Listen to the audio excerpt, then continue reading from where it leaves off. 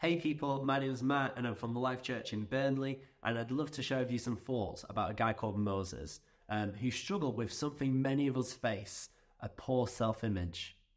Moses is often remembered as one of those super influential leaders in the Bible, but he wasn't always confident.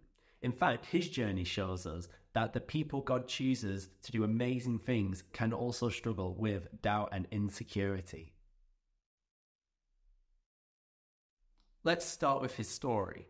So Moses was raised in the Pharaoh's palace, but he never truly fit in. He knew he was a Hebrew, and when he saw one of his people being treated badly by an Egyptian, he acted impulsively and killed him. Then he fled into the wilderness.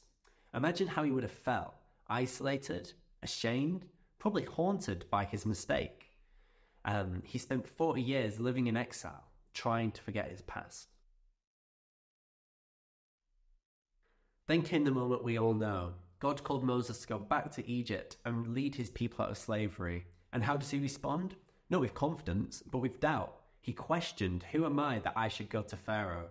You see, Moses is here in front of the living God, but instead of being bold, he focuses on his weaknesses, thinking about his past.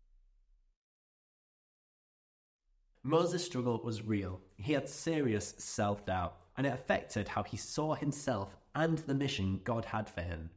Even though God assured him, "I will be with you," Moses kept finding excuses, saying things like, "I'm slow of speech and tongue." It's almost like he had a running list of reasons why he couldn't succeed. Many of us do the same thing. We focus on what's wrong with us and our failures, insecurities, our mistakes. It's easy to believe that because we struggle with anxiety or low self-esteem, we're not worthy of doing great things. But Moses' story reminds us that God doesn't define us by our weaknesses. Instead, he looks at what he can do through us even when we feel inadequate. So how does Moses' story apply to us? It's a reminder that we don't have to be strong on our own. Like Moses, we can feel weak, scared, and unsure, but that doesn't disqualify us from God's plan. In fact, it's in those moments of weakness that God's strength shines through the most. If you're dealing with mental health struggles, whether it's feeling anxious, overwhelmed, or like you don't measure up, remember that God is with you. You don't have to carry those burdens alone. Just like he was with Moses, he is with you today, ready to help you face whatever challenges come your way.